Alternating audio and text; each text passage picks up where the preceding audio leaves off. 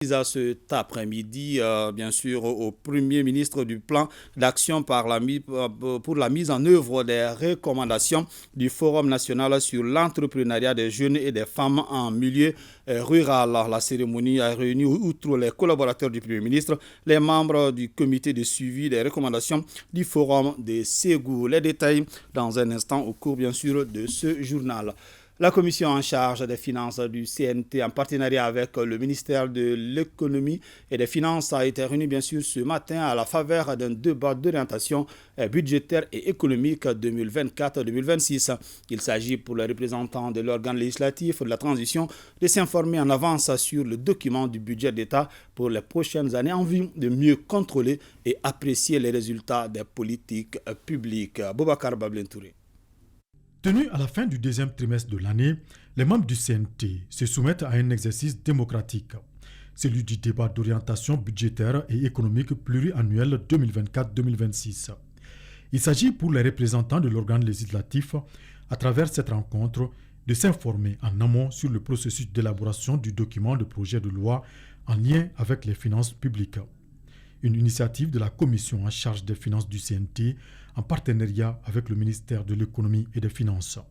Le document de programmation budgétaire pluriannuel sur lequel s'appuie le débat d'orientation budgétaire constitue le référentiel au projet de loi de finances de l'année.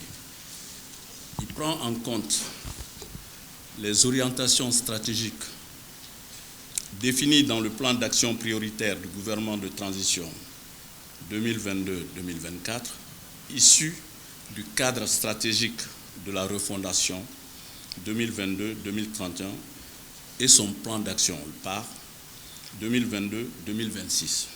Ce débat d'orientation budgétaire et économique pluriannuel 2024-2026 permet également de conforter les membres du CNT dans leurs prérogatives, celle de mieux contrôler et mesurer les résultats des politiques publiques. Le cadrage budgétaire 2024-2026 retient un scénario de croissance du PIB de 5,2% en moyenne sur la période, avec un objectif de déficit budgétaire fixé en moyenne à 3,7% sur la période, légèrement supérieur à la norme communautaire de 2 mois de 3% qui sera atteint à partir de 2026.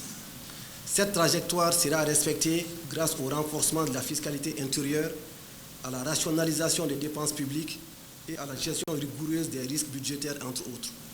Ce débat d'orientation budgétaire est un des beaux fleurons de la réforme budgétaire. Il contribue à la réflexion sur les perspectives de protection de l'argent public et la diversification des facteurs de croissance. Par les temps de disette que nous connaissons, la promotion d'une saine gouvernance des ressources financières doit demeurer une préoccupation constante des autorités et, par conséquent, des parlementaires que nous sommes.